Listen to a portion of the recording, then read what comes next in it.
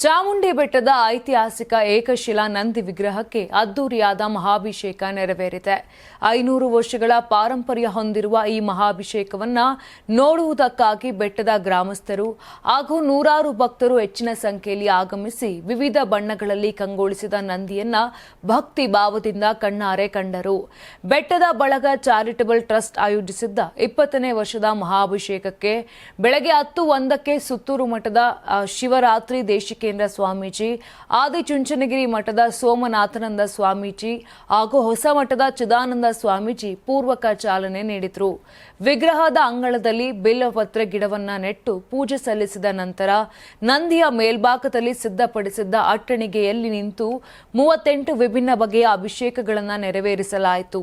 ಪಾದ್ಯ, ಅರ್ಘ್ಯ, ಆಚಮನದ ನಂತರ ಗಂಧ ಪಂಚಕ, ಪಂಚಾಮೃತ, ಫಲ ಪೂಜಾಮೃತ, ರಸ ಪಂಚಾಮೃತ, ಪಿಷ್ಟ ಪಂಚಾಭಿಷೇಕ ಹೀಗೆ ಪ್ರತಿಯೊಂದು ವಿಧಿಯು ನಂದಿಯನ್ನ ಮತ್ತಷ್ಟು ಮನಮುಟ್ಟುವಂತೆ ಕಂಗೊಳಿಸಿ ಹೊರಹೊಮ್ಮಿಸಿತು.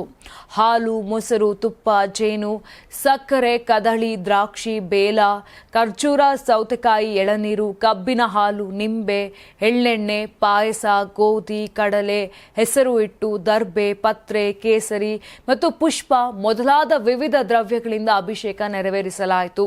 ಪ್ರತಿಯೊಂದು ಅಭಿಷೇಕವು ನಂದಿಯ ವಿಗ್ರಹಕ್ಕೆ ಹೊಸದೊಂದು ಕಳೆ ತುಂಬಿತ್ತು. ಕನಕಾಭಿಷೇಕ ಸಮಯದಲ್ಲಿ ನಂದಿಯ ಮೇಲಿಂದ ನಾಣ್ಯಗಳ ಮಳೆ ಸುರಿಯಿತು. ಪಂಚಾಮೃತ, ಶಾಲನ್ಯ, ಸುಗಂಧ ದ್ರವ್ಯಾಭಿಷೇಕ ಹಾಗೂ ಪಂಚಕಲಶ ವಿಸರ್ಜನೆಯೊಂದಿಗೆ ಮಹಾಭಿಷೇಕ ಮುಕ್ತಾಯವಾಯಿತು.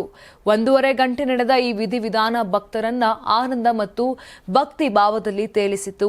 ಬಳಿಕ ಅಷ್ಟೋತ್ತರ, ನೈವೇದ್ಯ ಮತ್ತು ಮಹಾಮಂಗಳಾರತಿ ನೆರವೇರಿಸಲಾಯಿತು. ನೀವು ಸಣ್ಣ ಆಗ್ಬೇಕಲ್ವಾ? ಅದು ಒಂದು ಉತ್ತಮ ಆಹಾರದಿಂದ ಸಣ್ಣ ಆಗ್ಬೇಕಲ್ವಾ? ಪ್ರತಿದಿನ ನಮ್ಮ ಜೀನಿ ಸ್ಲಿಮ್ ನ ಯೂಸ್ ಮಾಡಿ ಯಾವುದೇ ಸೈಡ್ ಎಫೆಕ್ಟ್ ಇಲ್ದಂಗೆ ನೀವು ಸಣ್ಣ ಆಗ್ತೀರಾ. ನಿಮಗೆ ಮಾಧ್ಯಮದಲ್ಲಿ ಕೆಲಸ ಮಾಡುವ ಆಸಕ್ತಿ ಇದೆಯಾ? ಹಾಗಾದ್ರೆ ಕರ್ನಾಟಕ ಟಿವಿ ಡಿಜಿಟಲ್ ಮೀಡಿಯಾದಲ್ಲಿದೆ ನಿಮಗೆ ಒಳ್ಳೆಯ ಅವಕಾಶ. ಆಯ್ಕೆಯಾದವರಿಗೆ ಉಚಿತ ತರಬೇತಿ ಕೊಡ್ತೀವಿ. ತರಬೇತಿ ನಂತರ ಕೆಲಸ ಮಾಡುವ ಅವಕಾಶನೂ ಕೊಡ್ತೀವಿ. ಈ ಕೂಡಲೇ ನಿಮ್ಮ ಮಾಹಿತಿಯನ್ನ ಮೇಲ್ ಮಾಡಿ.